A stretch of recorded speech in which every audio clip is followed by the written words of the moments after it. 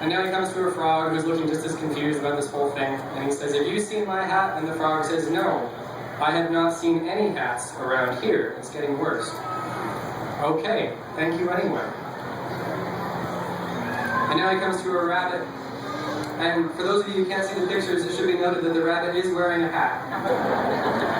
And he asks the rabbit, "Have you seen my hat?" And the rabbit says, "No, why are you asking me? I haven't seen it. I haven't seen any hats anywhere. I would not steal a hat. Don't ask me any more questions." And the bear is sort of in the rhythm of this thing by now, and he says, "Okay, thank you anyway." The idea for this book was a lot like a really bad director who can't get good actors to stop looking at the camera. And so the bear is sort of missing his thing by looking at us instead of looking at what he should be looking at. And he comes to a turtle and he says, "Have you seen my hat?" And the turtle says, "I haven't seen anything all day. I have been trying to climb this rock." And the bear says, "Would you like me to lift you on top of it?" And the turtle says, "Yes, please." And he comes to a snake. And the snake, he says, "Have you seen my hat?" And the snake says, "I saw a hat once. It looks like a chain. It was blue and round. My hat doesn't look like that. Thank you anyway." My hat looks like that. It's kind of the opposite anyway. And this animal says, "Have you seen my hat?" And this animal says, "What is a hat?" He is real far out of town by now.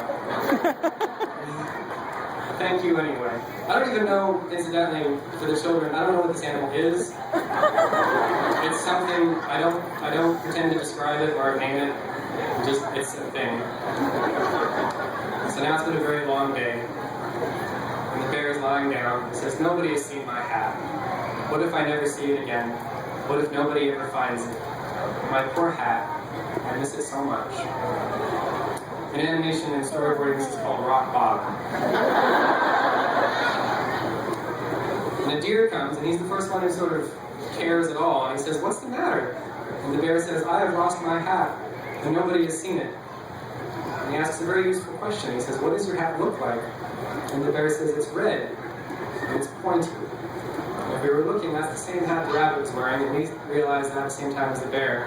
And the bear sits up, and the page fills with blood red, and he says, "I have seen my hat." And he runs back past all the other animals, and the turtle now on his rock. You can probably see where the hat is by now as well. And he finds the rabbit, and he says, "You stole my hat." And they have a moment. It's a silent page. And the bear is looking at the rabbit, and the rabbit's pretty surprised to see him. It's unclear as to whether he's afraid or just sort of surprised that this is how it's going to go.